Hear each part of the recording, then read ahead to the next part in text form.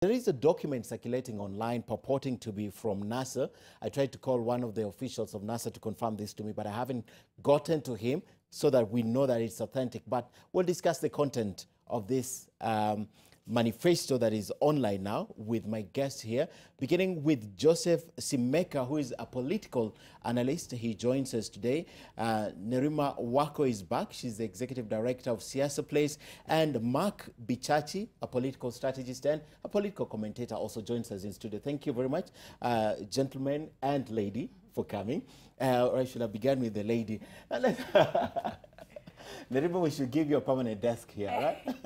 To help us with that. Then I should talk to my boss to start paying you. It's a good thing. Anyway, thanks for coming this morning.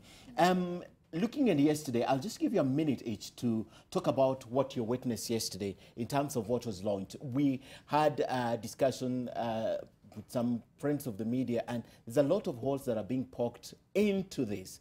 For example, the stadium thing.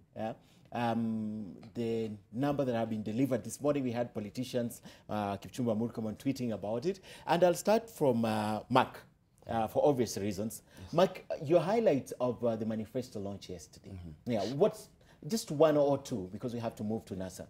One of the key things for me, of course, is the education thing, and that's important because it addresses the plight of a lot of families that are struggling with poverty and coping with the high cost of education. That's going to be critical. The second thing is about health, and health is key because the NHIF has really changed how Kenyans are accessing healthcare. What is new on NHIF? Well, the fact that they're extending how long maternal care exists for, from just the time when the baby is born to the entire year within which the woman is pregnant and she can spread it the way she wants. That is very critical because if you've ever seen anyone who's taking care of a lady who's pregnant, then you'll notice that complications can arise at any time. Okay. And giving that sense of security to the nation, where we are seeing that a woman can have herself taken care of from the time of conception all the way to birth and a few months after birth. It's a critical change. It's a critical move. And I think for me what stands out in the Jubilee Manifesto is the fact that they're really trying to push what they've already done and to sort of upgrade what they're doing and give Kenyans a better hope, really. That's what captures me. Okay, so education and health sector. Already on education, I'll ask you a question that NASA has asked. Yes. How do they intend to fund this from January? Yet they have been unable to pay for teachers, for doctors, you know, not holding brief for NASA. But those are some of the questions that we are asking. How is it possible? And secondly, on education, let's talk about internship, paid interns. If you look at the math, they intend to spend about 27 billion per year, which means in 5 years will be 135 billion for 100,000 graduates who are interns for 1.5 a year, right? How do they intend to fund this when basics of the basics are still a challenge to them? You know, the most interesting thing about a Jubilee second term, and one of the things they have to address really quickly, is the Auditor General says that the wastage in government is about a third of the total budget. So the fact is, and I always say this, that Kenya has money to do the programs that it needs. Okay. You know, Kenya is one of the few African countries where you realize that through every crisis that we've ever done, we've been able to rise above it. Why is that the case? Because the Kenyan people are resilient and they're able to bounce back. That being said, the money is there. The question is, are they able to deliver on the money that they already have to deliver the promises that they're giving? And the truth of the matter is, in my thinking and in my analysis, the truth of the matter is the resources exist within the Kenyan nation to be able to meet the requirements of this manifesto. Okay. And the fact is it's a question of, is there goodwill? Is there commitment to do it? That's a question. All right. First term gone, second term is here, and the question again, is there goodwill? We know they're going for their last term. Yes. Let's talk to Wako. Your highlights. Your highlights, yes. Well, it was completely different from what we saw in 2013. I felt that 2013 was completely flashy, and they looked a lot more energetic and younger. But this time in their launch, they had the CSs come up and basically talk about what they've been doing for the past 4.5 years. And they tried to break down things to a way that the public can be able to understand. And I found it interesting that they went also to the audience, you know, and spoke to a young man about the Ajira program and all that. I've never heard of Ajira, to be honest. Me either. So what is it? Who knows about Ajira? You know, I was hearing it for the first time. Okay. No, true, because Ajira is about 2 months old. About 2 months old, yes, and yet when they it was can launched. tout it as one of their achievements. Isn't that the beauty of the online space, in the sense that you can launch something today and it's big tomorrow? All right. But it's not the only thing. Okay. You know, also when he spoke about the stadiums, the deputy president, about going to have them now rolling out in the next few months, a lot of the things that they're talking about was in their manifestos in 2013, and they're not saying that they have failed. They're saying we're doing it. In fact, we're doing it in the next few weeks. Yes. We can even In fact, say we that will with complete the it in- with the title deeds as well. And so that's something that I was hoping to see in the launch this time, that they had timelines. Okay. You know, in the next 2 years, this is what we're hoping to bring out. The Instead of stadiums, things, the stadium, the deputy president said we promised 5 and Now we're we're giving delivering you 9 9. for good measure. Exactly. Where are the 5? Exactly. So Where are the those 5? He said in 4 months they'll be there. All of them? Yeah. Okay. We wait for the 4 months, 4 and months, hopefully we'll see them. But one of the hopefully. things that I would like to bring out is the thing on wastage. Okay. I like that they spoke about the General Services Agency and how they want to establish that to reduce wastage, and also in terms of accountability, being able to showcase their annual report so that you see where they're giving tenders so that it's transparent. They also spoke on transparency in 2013. We hope they'll follow it through this time. And also another thing was with the youth, Biashara Bank. All right. Your highlights, Joseph. Yeah, Yeah. Simeha, not Simeh. I have to pronounce it right. Simeh. Okay. Yes, my two colleagues here have said all the positive things I would have said about Jubilee's manifesto. I can hardly find anything positive to say about Jubilee. Why? I'll tell you why. This is the party that is in government. This is the party, you know, they have that burden on their shoulders. They've been in government. So how do you persuade me when I have seen your record over the last 4.5+ years, and you're trying to persuade me that you'll do better, that I gave you a chance, you'll do better in the coming 5 years? You should have been showing me, without even putting it in writing, but well, never mind, should have been showing me that and enumerating that this is how we've performed, and on the basis of this record, please give us 5 more years so that we can do even better. And I say this, I can pick many areas, but let me just pick one, health, where they are touting success, at least according to what Milo was saying, and at the same time promising heaven over the next 5 years. And I say, what about the scandals in the health Afia House? What about the... That were not mentioned. Yes, actually. yes. What about this, the failure to pay doctors and the strikes for doctors and nurses?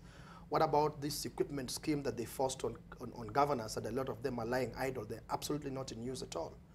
You know, what about all these failures in the health sector that you're not speaking about, but now you are promising me heaven over the next 5 years? Okay. But my overall assessment of Jubilee, before my overall assessment, one thing that really disappointed me, Jubilee is really insisting, rather the president now is the person I should indict, really insisting on using public servants, state officers, in a partisan political affair.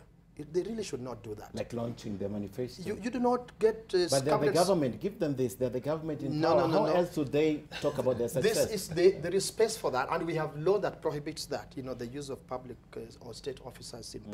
I'm talking about partisan politics. Okay. This is competitive politics. So Jubilee competing against NASA. Okay. You please do not bring in cabinet secretaries, because the president swore to protect the Constitution, to defend, uphold, and protect the Constitution. That is the one thing at the very minimum, he ought to be demonstrating to us as a country, as a nation, that he's doing. That's not a place for government officers. That's a place for party operatives, but not government officers. Okay. But the final assessment, you know, just in this very first quick appraisal, is that the Jubilee Manifesto is more of a business plan, a plan of projects. It's not about people. When you are giving the nation an agenda, you talk about the people of that nation. You present it in a way that people see their space in it. But instead, you are presenting to people projects. Okay. And you're saying, we'll give you this, we'll give you that, we will give you that. Okay. So I see it more as a business plan of projects rather than an agenda, a plan about people, a plan about this nation. All right, let's now talk about the NASA manifesto and the intended launch. We still don't know. We have a document that is circulating online, authentic or not. We have been informed by some quarters it belongs to NASA, but we are yet to confirm that this is indeed from NASA. But this is what they're talking about. They're putting infrastructure key. They are looking at revenue sharing, that is promoting devolution. They have maintained that they want about 45% instead of the current 35%, and doing away with corruption, food security, education, NHIF, and they're big also on foreign policy. These are some of the things that ideally, ladies and gentlemen, we have seen the Jubilee government do. Now, let's begin from the point that there are people in this country who feel manifestos are not necessary. Right, Mark? Yeah. And why, in your opinion, how necessary are manifestos before we focus on this? You know, one of the things that I keep saying as a nation that we need to address is, first and foremost, we do not have politics of ideologies, okay? A lot of the time we do not know whether NASA is on the left and Jubilee is on the right. We don't know on which side they stand.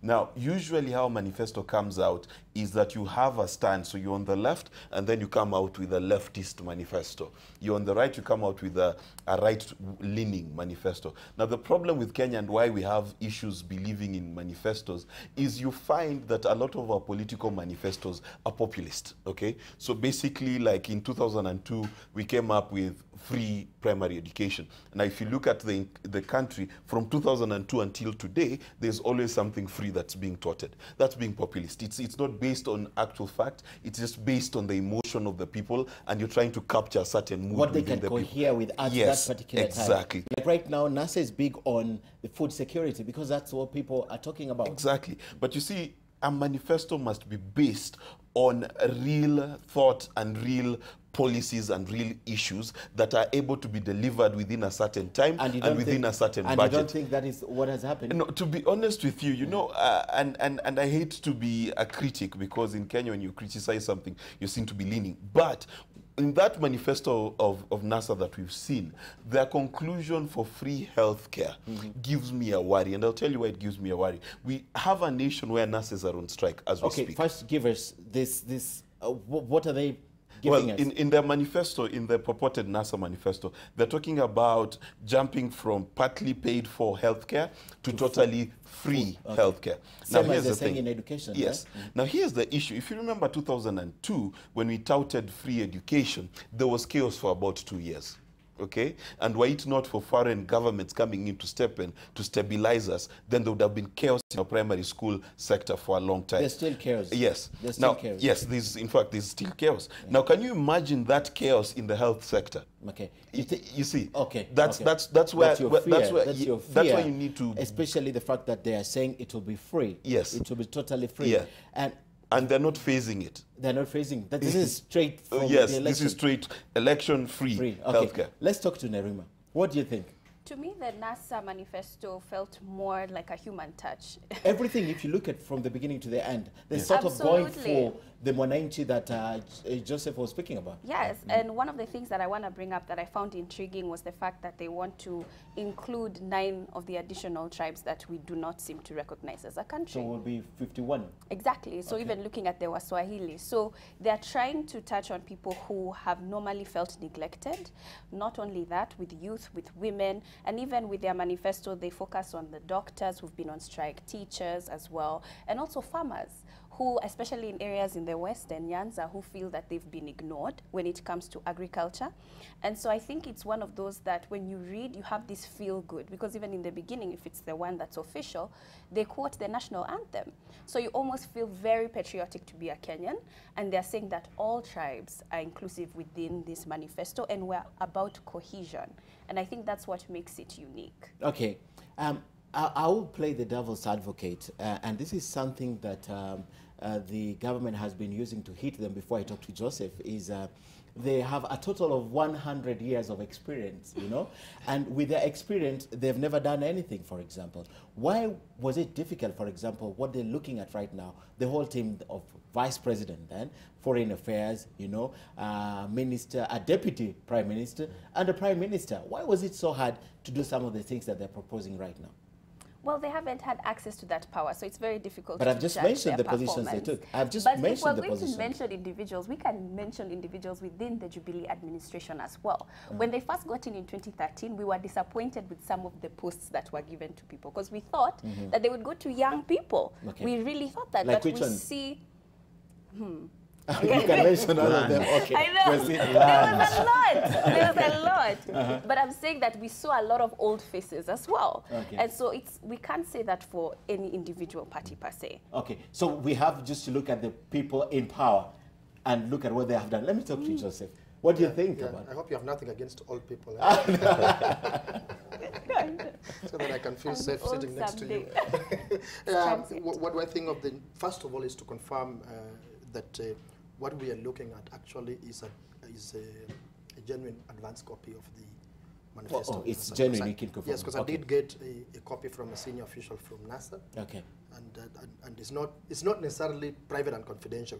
They have released an advanced copy for public discussion in advance of the launch this evening. So, but under all fairness, yesterday I called two people. We called Kathleen Openda, who is a communication, and she told us she cannot avail it until this morning. And I called Willis Otieno, who is the chairman of the Presidential Campaign Secretariat, and Willis told me that if we give you this document, what are we going to launch?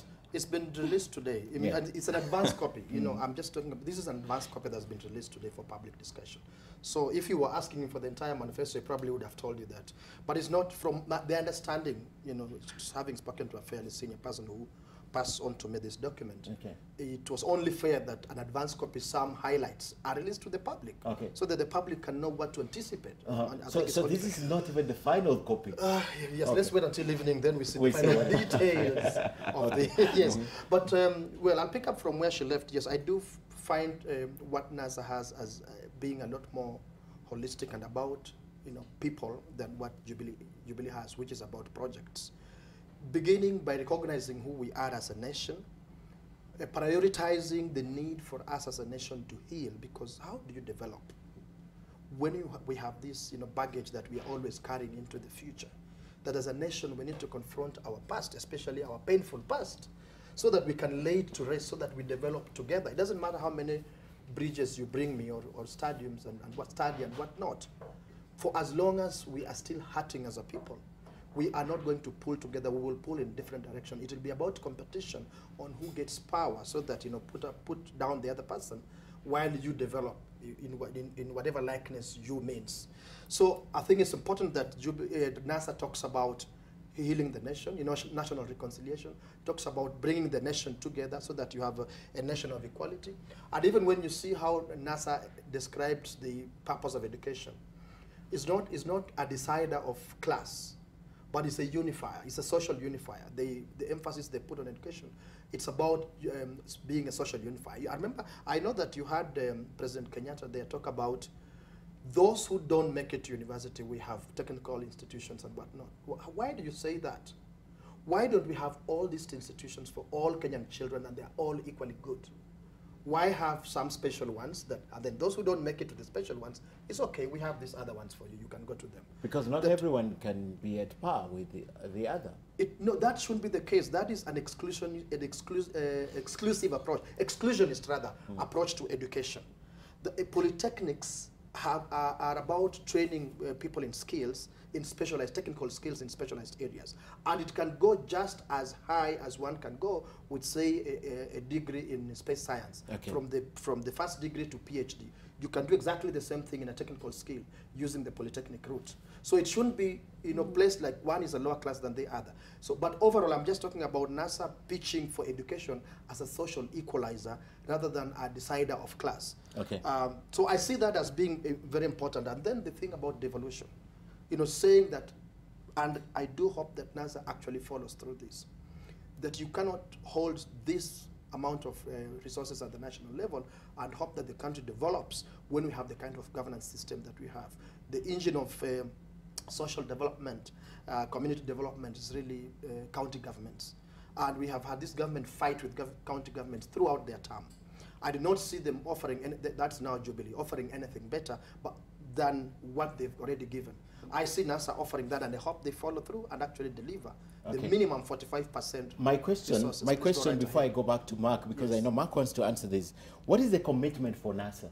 Because they have begun with discrediting every institution that has been under the Jubilee government for failure, for corruption, and for all those social evils, right? And then they come into the government, scenario where they come into government, and at the back of Kenyans' mind, we have known they have discredited every institution that falls under the Jubilee government. Then they go in and say, we expected to deliver this in the next month. However, the mess we found in here, we cannot start delivering until next year. What is their commitment? The commitment, in fact, the commitment is based on, look at the beginning of the NASA Manifesto. It's a quotation from the Constitution, right? It's a quotation from our Constitution. Yes. NASA's ideology is the Constitution of the Republic of Kenya. In fact, coming back to what Mark was saying about, left or right, it's about they have made a decision that we have an ideology. We don't have to reinvent the wheel. We only need to commit ourselves to implementing the Constitution of the Republic. That does not answer my question. That is our, yes, you've asked what is NASA's commitment. Commitment, yes. What are they committing yes. to? To faithfully implementing the Constitution of the Republic of Kenya. That ought to be the basis for building and developing this nation. What is the good? I still don't, probably, I don't know how to put this question. Do you know, Ken, the problem I have with NASA apologetics, and let me call it that, is first and foremost, there's this whole debate about Nusumkate. Okay. Now, when it's SGR, you say it was my idea in the first place. Okay. Then, when it's other things, you say we didn't have the power. The reality of the matter is this, and this really disturbs me. Is let's be real. Every politician, other than the independents and the smaller parties who are running for election in this particular election, have a track record. Let's just be clear on that. You understand? The vice presidency is not a camouflaged position. It is not. It is a position with power and with clout. Okay, and that goes for Kalonzo Musyoka. It goes for Mudavadi. All right. The prime minister's position was a negotiated position, and it had powers to do certain things. Okay, just the same way as for Jubilee, for the last 4 years, they've been president and deputy president, okay? So there is a track record. And what Kenyans need to do is sit down and say, based on this track record, can I trust this person to deliver this manifesto? That's one. Second thing, and this is a personal problem I have with NASA. Like you've correctly said, you cannot start saying that the army is being used against you, okay? How are you going to be commander-in-chief? Okay, this is it's not even being about partisan. It's about what's common sense. There is an intention to use. There is an intention. At the end of the day, and the real act are totally different. Let me tell you, at the end of the day, when it comes to handling, especially your military and your police force, you've got to handle them with kid gloves. Why? Because even the Constitution espouses how we want to separate civil service from politics. You always need to shield it from politics. So what is the key thing? For me, what I want NASA to be able to deliver for Kenyans is to say that starting August, if they are taking over, these are the steps that we will take to make this manifesto a reality. But you cannot, therefore... Probably they'll say that this evening, how they intend to do that. Probably, I'm just saying. The truth of the matter is, from the campaign trail till now, what they have shown is that they are critics of the government. And this Which is one is of their work. No. Which is their work as the opposition. Let me tell you, as a communications guy, when I was working in Ghana for the NPP, Nana Akufo's party, who's the president now, the first thing I told them is you cannot run a campaign based on criticism, okay? Because if I say you are a bad host, the next logical question is who's the next host. You understand? So the question that NASA needs to answer is how are they better than the person who's sitting? That's the question they need to answer. They are not. Yes. Nerima. Well, I would like to agree with you in a theoretical world, but Trump won on criticizing. Everything on the way. Everything on the way. All the way. If he didn't win, I would totally agree with but Mark. Absolutely, but he gave solutions. Not necessarily. He had That's a why wall. he's struggling with health in the US right now. But you've seen he won a first round yesterday, right? Yes. On the Court of Appeal, right? Yes. Yes. But it was difficult. But he had no plan up to he became president. He did.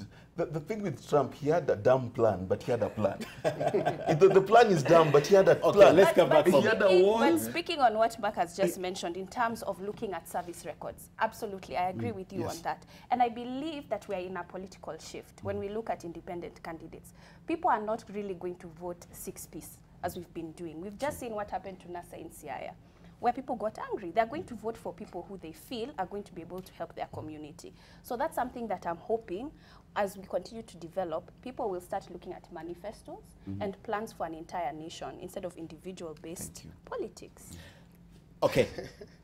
Yes. Has NASA managed, for example, to capture the food security aspect very well, the manifesto? Absolutely. Because they've used it. This is one of their tools, you know? Yeah, it absolutely has. And, you know, in fact, the argument is that food security is not necessarily equal to rain. That, you know, if you have... enough rain. Yeah. That if you have a drought, that automatically it should result into food scarcity, food problems. And that you keep having to give people this excuse that we had drought, therefore that is why we have food problems. Then what would Australia say? What would Israel say? And many other countries that are food secure, yet they receive much less rainfall as compared to our country. So there is, yes, there is emphasis on how much government investment ought to go into preparing the nation, the farmers of the nation, as well as using new technologies for production of food, production, storage and management of food for the nation. Let me comment on one or two things that Mark said, and even yourself, you asked this question about experience, 100 years plus experience in government. That's what they say. You know, you know why the presidency is the most contested position in this nation? It's the most contested position because it's the most powerful, because it is the determinant. Until such a time, hopefully, NASA implements the Constitution and we have proper devolution in this nation, it shall continue to be so. The presidency is also highly contested in the US, but there's a huge percentage of the population that don't really care about the presidency because things are working in their states. The moment things begin to work in our counties, because we've implemented devolution in accordance with our Constitution, the competition around the presidency will reduce, because a lot of the resources that for the time being hoarded at the presidency will, if you go by the NASA manifesto, will have gone to the counties. So these people have 100 plus years, well, which is correct, plus even the ones in Jubilee also have those years. But because they never held that office called the office of the president, it makes a huge difference. Okay. And then secondly, handling institutions of the nation. You handle these institutions according, not to feelings, not what you imagine, not your opinion, according to the Constitution. In 2017, what issues do we have? And following on what Simeha has said, if they're following the Constitution, it's within our Constitution. It's part of our social rights. When we look at access to water, access to healthcare, access to education, so a lot of their manifestos are going to be similar, because these are the things that we should have access to as a people and as a public. Okay. So I'm not surprised that infrastructure is there. It should be. Okay. We're living in a time when, quite frankly, where people are living should not be happening. We just saw the other day a building collapsed, and it shouldn't be happening. And these are things that we need to talk about in terms of informal settlement. People should not be living in such situations, and government should do better when it comes to urban planning and housing and access to roads and communications. I'd love a comparison with what Jubilee is doing next about cutting it by half. They said that yesterday.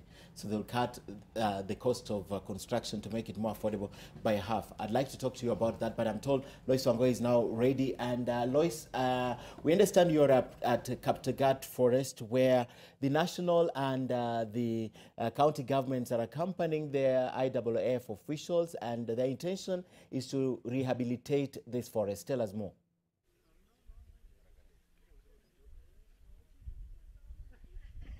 Indeed, Ken, good afternoon to you and to you, dear viewer. We are coming to you live from Kaptagat Forest, that is around the border of Elgeyo Marakwet and Uasin Gishu counties, as noted by my colleague Ken. Now, among the resources that these two counties share is Kaptagat Forest. It is a resource that goes a long way in sustaining lives and also contributing to. Right, it looks as though we can't get Lois from Kaptagat Forest. The connection is really bad, so Lois will have her story if we are unable to talk to her about this in the next few minutes or so. So let me go back to infrastructure. Had you concluded? Because I want Joseph to talk about this. Then finally, the strategies for Jubilee would tell us why it's so different, you know. Why do you think their intention, apart from just the Constitution, as Nerima states it, what else informs the placing of the infrastructure clause inside the manifesto? Well, let me just tell you, first of all, that so that we get this right, the criticism against Jubilee with regards to infrastructure has not been just a blanket criticism that they should not implement infrastructure projects. The criticism has been about prioritization, wrong priorities, the cost, and the massive corruption that is associated with the infrastructure projects that Jubilee chooses. So, for example, instead of choosing to construct, link roads and whatnot into farming and trading areas that they can open up areas, they get more excited about choosing a huge project like SGR, spend I don't know how many times more than the legitimate cost of that project, and tout it as a success. So the problem is not necessarily that we chose to build a new railway, in fact, a modern railway. That's not the problem.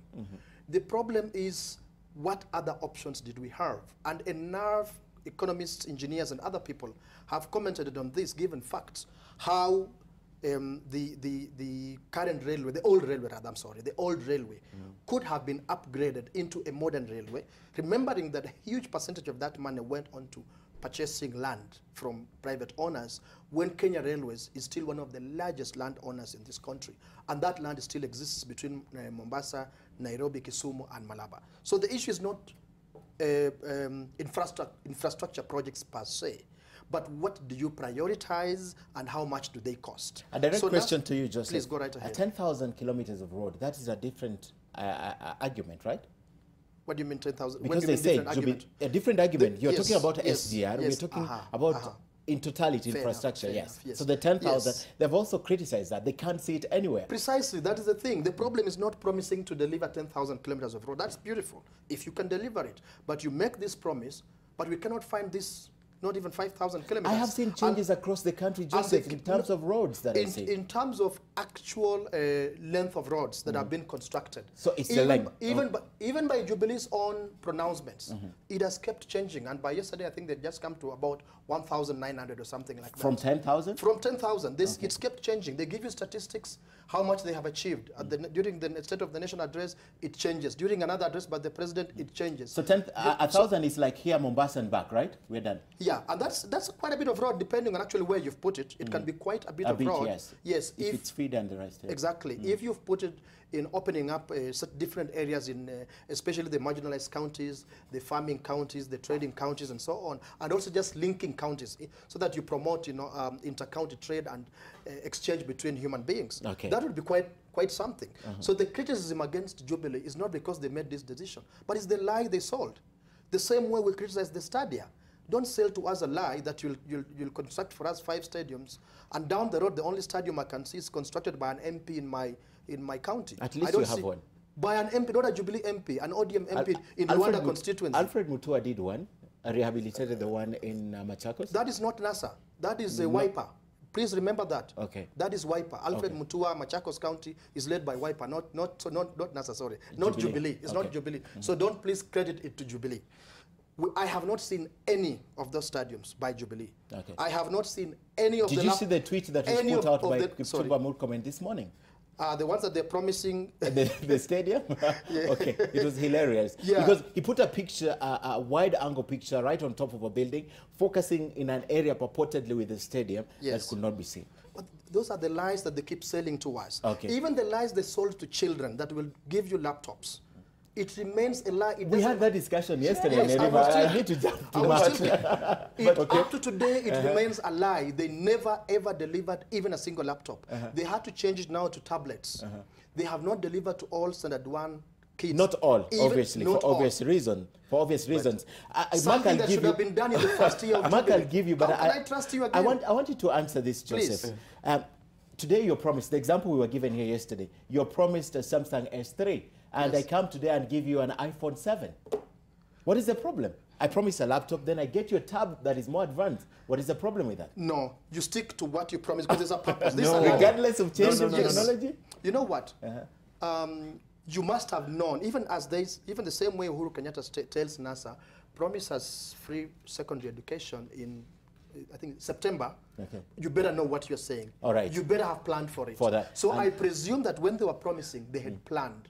What changed? It's about upping the monies that they want to spend on tenders. It's not about delivering to kids. It's about how much money people want to steal. Let's talk to Mark. Mark, your view on this. Let's look at this properly, okay? First and foremost, between laptops and tablets for the development of children, tablets are better. Why? Because children are not yet grown enough. Their muscles. Why did they promise laptops? They didn't know that. Thank you. That's my question. Let me finish what I'm saying, okay? Because I'm not here to defend the indefensible, but I'm here to give what is the correct perspective about the circumstance we are in. First, tablets are better for kids, okay? That is an educational reality. The second part is not only did they get the tablets to be manufactured in Kenya, but there are 2 manufacturing plants for tablets in Kenya. That's a big step, to be honest with you. There's a manufacturing plant in Eldoret, there's another one in Thika, in JKUAT, right? So what is happening? That the Jubilee government made a promise, okay? And then they upgraded the promise. Do you understand what I mean? If I promise you a 3310 and I give you a Samsung S7, surely you have to go with the you understand? But here is the issue that needs to be addressed, to be, if we are totally candid and honest. The issue that needs to be addressed is this. Is both NASA and Jubilee capable of handling corruption? Because as we'll talk about corruption. Because as the good lady said here, the critical thing is not what the promises are about. And the reality of the matter is, as a member, as a citizen of this nation, you have a right to have a railway line that works. Not the meter gate that we've had over the years. Yes, you have the right to roads that work. To me, infrastructure is not a campaign promise on both sides. Okay. Because that's our right. You understand? Okay. It's like your father coming home and saying, today you'll eat, please congratulate me for being your father. No, that's neither here nor there. Those things have to exist. That's the reality. Now, the question really is this. Number one, can you trust the authors of these manifestos to deliver what it is that they've said? All right? And you've got to look at their track record. And for me, what is critical is that NASA needs to come to account for one thing. Okay, they've said the past. Okay, let's put that aside. For the last 4.5 years, half of the counties have been under NASA development. Okay, you can look at Homa Bay County where people are complaining and things like that. So the question is this: with 16% of the Kenyan GDP, what have you done? Because even my Bible tells me, who cannot be trusted with little cannot be trusted with much. All right. Okay, just shortly. Just a quick response to that. You know, you please look at who holds the instruments that need to punish mischief in public office. ODM did make an attempt, you know, because of corruption, and ODM acknowledges that there's corruption in Kisumu County, to give you an example, and even counties where the governor is not an ODM county, but a good number of MCAs are ODM MCAs, and like Vihiga. And the party leader determines that there's some kind of corruption going on. He institutes task forces to investigate that, comes up a report, lodges this with the authorities that ought to take action, and they don't do anything. Okay. The guy doesn't have courts to take people to court. No. He doesn't have the prosecution. Okay. He doesn't have the jails. They are under Jubilee. Please take these governors to court and jail them. We will be very happy. Mark, I just want to note that on your split screen you can notice that there's a court proceeding. This is about the ballot papers row and the decision of the IEBC to go ahead with the Dubai-based printing firm. I will listen in momentarily, and we will also come back and talk to my panel and conclude on the issue of foreign policy. And I think we need to visit something else. There's an aspect of health that we haven't spoken about, and I think that's it. Let's listen in. On Thursday, and the time allocation could be agreed on Thursday, depending on the kind of issues that we have identified.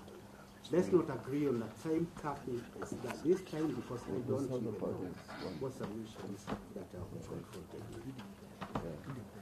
That will be our counter.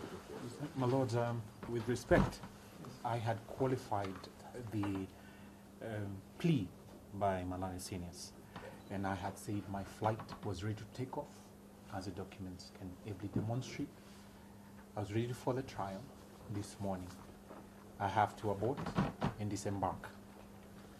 Nevertheless, my Lord, I concur with what Malan Senior also has said, that if we leave it open-ended to have written submissions, it wouldn't also be fair to me, because I've already filed my own.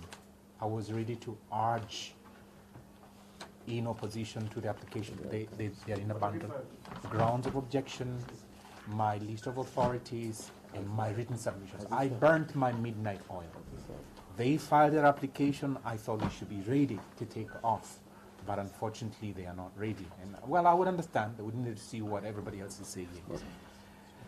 But that having been said, my lord, I also concur with what Malansi is saying. And I think we should be very circumspect about that. Let's not go to Friday. Let's put it on Thursday. Also because it is expedient to ventilate this issue urgently. And lastly also, the issue of the time span that anyone is given. I think it's good to be fair, that we set it and that everybody knows I'm taking 15 minutes or 5 minutes. In fact, even in my written submissions, I would only highlight salient features. I mean, and this is an application that will collapse on its head even before takeoff, for instance. So, my lords, I think the timelines ought to be set so that everybody coming here is fully set, so that we do not engage you with, may I have a further extension? May I have a further extension? We are all set. We come to highlight what your lordships already have. And when you retire, you will have a look at that. So it's not necessary for us to have open-ended timelines. Thank you. So you're not going to be Mr. Ngati about today, about the applicants filing Yes. the documents by today, but you're not in agreement as to the applicants. No. What I was saying is the open-ended. He has ably put it. We should all come ready tomorrow. On Thursday, ready to proceed. Okay. Much obliged. Any other? My lord, if you may be allowed to say briefly, first of all, I think before you respond, let me hear Mr. Owoko. Yes. Yes. What I'm saying that as far as this case is concerned, there's no house on fire. There's no? House on fire. There's no house on fire. Yes. Many people may disagree. And we must be able to articulate properly because we are looking for justice in this honorable court. What I disagree with is the issue of giving interested parties half the time what is given to the others. That's already showing a bias in this matter. If we say we are going to do our submissions within 1 hour or 20 minutes, it has to be across the board. That is justice for all. But what I'm saying is that if we cannot conclude by Thursday, we can extend even to Friday. But there is no emergency. There's nothing that has stopped, that is not happening. So let us not be promised to burn the midnight oil and if there was a calamity that was coming, and that is coming. If that was the case, they could have come to this court a long time ago. My lords, on our part, we came ready, Mutuma, for the 4th interested party. We came to court today ready to proceed with the matter. So we have no objection if the matter is pushed to Thursday. We would, however, request for clarity. We get to understand which parties are in support of the petition and who are in opposition of the petition so that we can know where we fall. I want to know your friends. Yes, we want to know who is on our side. And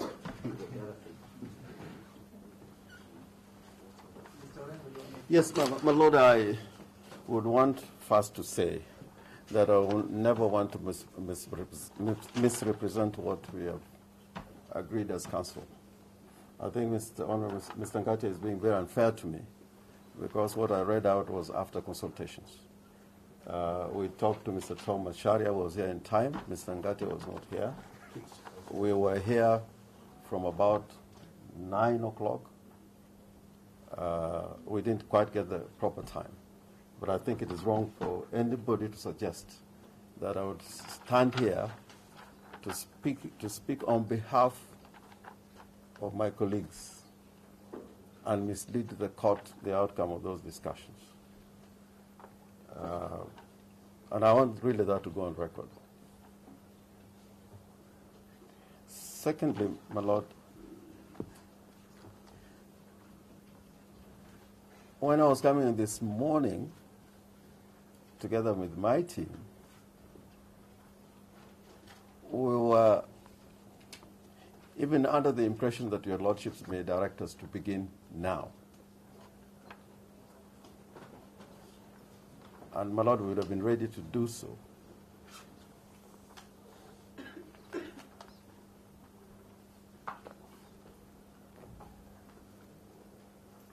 But after consultations, we felt in order to optimize on judicial time, instead of addressing the court without a summary of the substance of our submissions being put before your lordships in the form of written submissions, then you can proceed endlessly.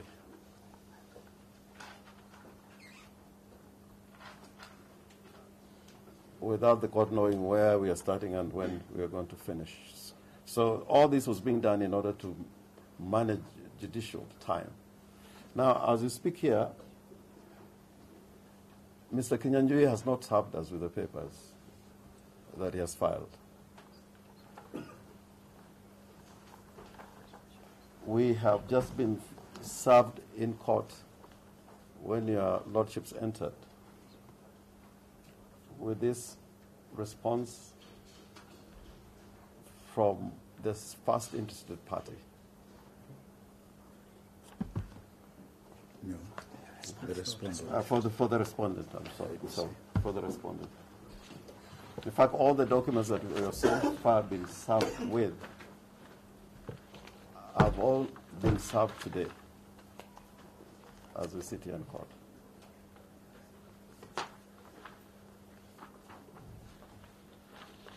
So we're just looking for a reasonable time within which to prepare our written submissions. And those will assist us in ensuring that we are as brief as possible in highlighting our submissions. My Lord, I think it is reasonable that we file by the end of the day tomorrow. James Orengo, right there for NASA, submitting. If I get them right, those are preliminary objections. I think Harrison Kinyanjui is not ready to proceed. Harrison Kinyanjui, to my understanding, is on the other side. This is that case involving the ballot printing row and the decision of the IBC to award the ballot printing contract to Al Ghurair. Last week, NASA went to court to ask the court to intervene in this, since it looks as if IBC is not willing and ready to leave this contract, because they said last week again that there's time and they cannot do the process. That's what's going on. We'll try and get the details, and I will be reporting live from the High Court in Milimani. But I'm still here with my guests, and to conclude this discussion, I asked you about the other matter that is key in this, that is foreign policy. I'm wondering, at this particular point in time, yesterday when we saw the CS in charge of foreign affairs, Amina Mohammed, she highlighted some of the achievements in relation to this administration and the fact that they have been able to do a lot of international missions. They've been able to attend functions that President Uhuru Kenyatta was exclusively invited to. They've made quite a case for them. But still, NASA feels that we don't have a foreign policy at this particular point in time. And I'll start with you, Mark. Do you think a government that has not, some people thinking they can form a government, is it prudent for them to come up with a foreign policy? And how does that translate to the people listening to them? Let's be realistic about African foreign policy. African foreign policy is based on who pays our bills. A lot of our budgets are under-serviced, and therefore our foreign policy is based on who is available to help us with our agenda. So the policy that should work for Kenyans is a policy that says who is able to bring us into our future. That's the question. We cannot, as a country, do not have the military power, we do not have the clout to really dictate where international policy shifts to.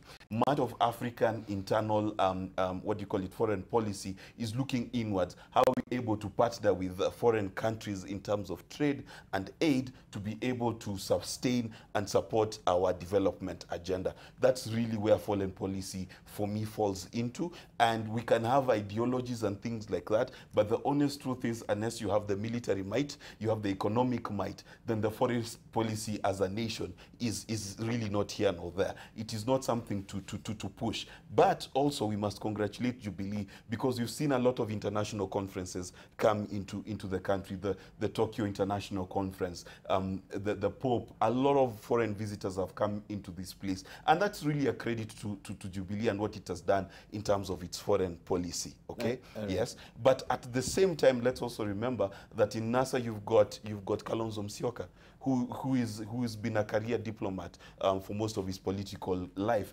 and he did a lot of shuttle diplomacy and things like that through the years. So yes, the foreign policy is important, but if you look at how Kenya has played it, it's always about how are we going to gain as a nation, and that's really what foreign policy should be about. So finally, they can find something to cling on in terms of experience, the 100+ years in terms of foreign policy. You like saying that 100+? 100, because that's what they said. Well, no one has lived that long among that team.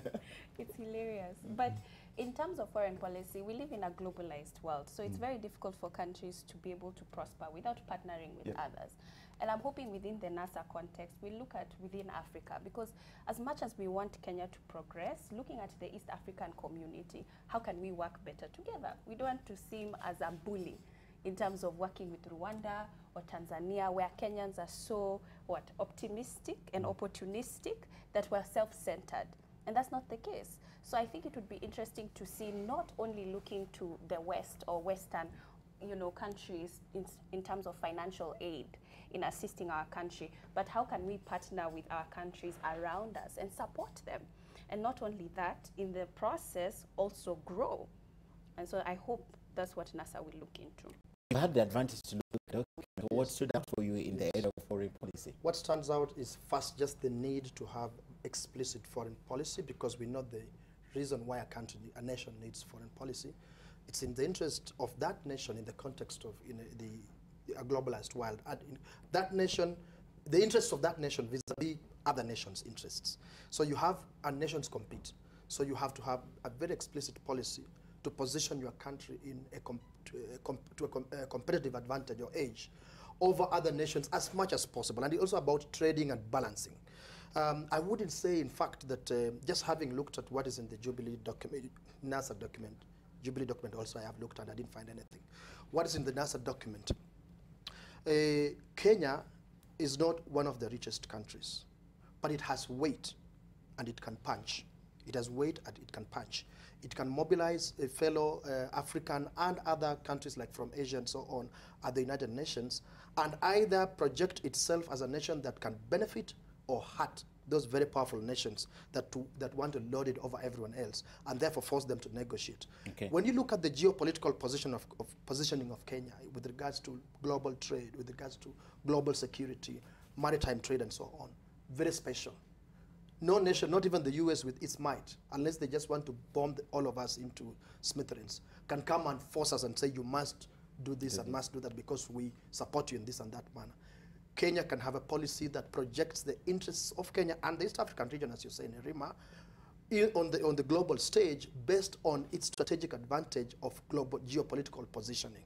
So that you get its foreign policy is about getting other nations and international institutions to respect you, to honor you, to negotiate with you, not to lord it over you, to grant your nationals certain rights and privileges that you want them granted because they respect you. And Kenya is in a position to negotiate that kind of thing based on, not only on its positioning, but also its resources, beginning with its people.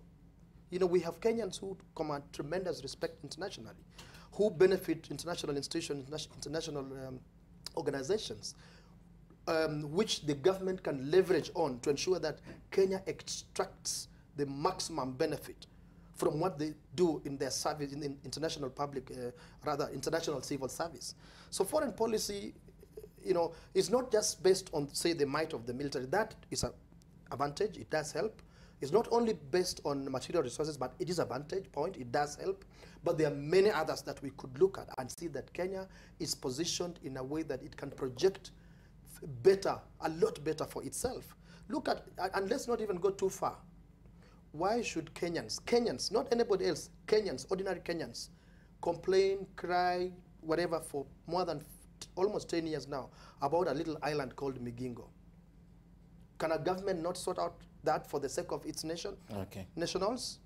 That's about foreign policy, the kind of foreign policy that a nation taking care of the interests of its nationals. Okay, as we conclude, because we're short on time now, I'd like each of you to tell me what to expect. What do you expect to see from this manifesto? And as you tell me that, I also want you to comment briefly also in terms of delivery. We can have a good document, progressive as he says, but how it's delivered will matter if it will be in touch with the people and their feelings or not. So as you guys just one round, then we'll conclude this. Tell us what you expect to see and just comment about delivery, because we saw the kind of style yesterday that the government tried to deliver its own manifesto. Okay.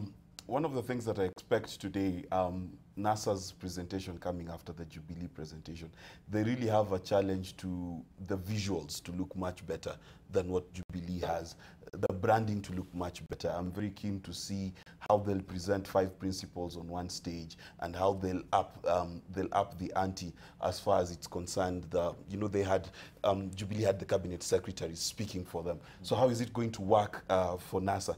Number 2, what is going to be very critical? Are they going to be able to capture the emotions of our people?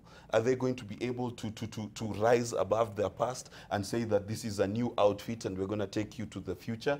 The third thing that the question that they're going to face is in the counties where ODM and Wiper and the other constituent parties were in charge, what happened in those places? Can they convince the people in those places that they can do better? Those are really the questions.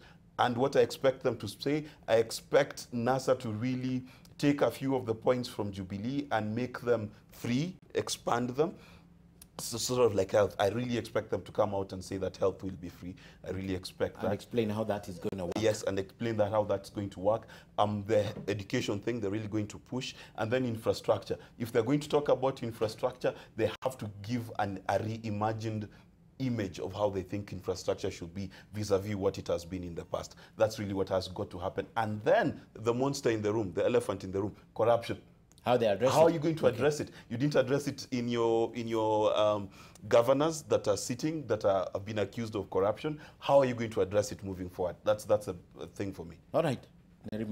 I think for me, it's how are they going to communicate with communities that feel alienated? A lot of people are hurting. A lot of people are wondering how issues are going to be solved, and just being able to be clear about it. And in terms of the costing and implementation plans, I think that's going to be important, because something that I was thinking about when we were talking about earlier, the whole tablet thing and having access to that. If somebody gave me an iPhone and I was jobless, I would prefer to get a 3310 and you give me the rest of the money and I figure out how to sort myself.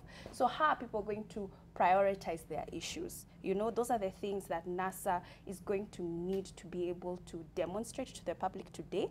And if they do it well, I believe that they will have a good chance. Okay. And finally, Joseph? Okay, if I can steal her idea, and I've also used elsewhere many times, I would have said if I had a chance to head government, I would say, please, let's invest in desks, so, all over the country, and then computer labs all over the country, so that we can put money in local economies, through the people who will make these desks, but at least so that we can have our kids sitting somewhere to enable them to read and or even use those computers and books, and then we can advance to the next level. Anyhow, it's about prioritization. What do I expect from the NASA manifesto, just based on the snippets of highlights that they have put forward? I think you asked what do we expect, and also about delivery. I expect a very clear elaboration of the challenges of the nation. We may all think that we know because we speak about them all the time, but let's see from what angle NASA brings these challenges out to the nation and say, this is what we see as the challenges. Is NASA able to tell us, to take us to the root causes of these challenges? I expect that something will come out of that. And a real promise of our people. What is it that NASA is putting on the table? And I do expect that they are putting something tangible on the table that every Kenyan can buy, including Uhuru Kenyatta, and William Ruto can buy in. Okay. And NASA can provide leadership that actually delivers on these promises. In terms of delivery, I expect that if Kenyans give, maybe I should say when Kenyans give NASA an opportunity to lead, they will actually deliver. In the history of the nation, when I have been an adult, the best delivering government for me was a government in which there was internal competition. The government is much aligned by other people. They call it Nusumkate and so on. And I believe there was something good about that internal competition. The fact that NASA is a negotiation between 5 parties with competing interests, remember, at national level and at county level. I expect that there will be something good for that with regards to delivery. These people checking each other, ensuring that the minimum is you deliver what we promised, not we collude and steal from the people of Kenya. Okay. So I do expect that. And then linked to counties, the emphasis on devolution, the emphasis on putting 45% of the resources, and not just the money, but also just implementing the constitution so that devolution can thrive. I think it's a sure promise that the promises they make can actually come to fruition, because a huge part of the development of this nation is anchored in devolved governments in the counties. All right, well said. Thank you very much. And we also know that this document is a harmonized version from the 5.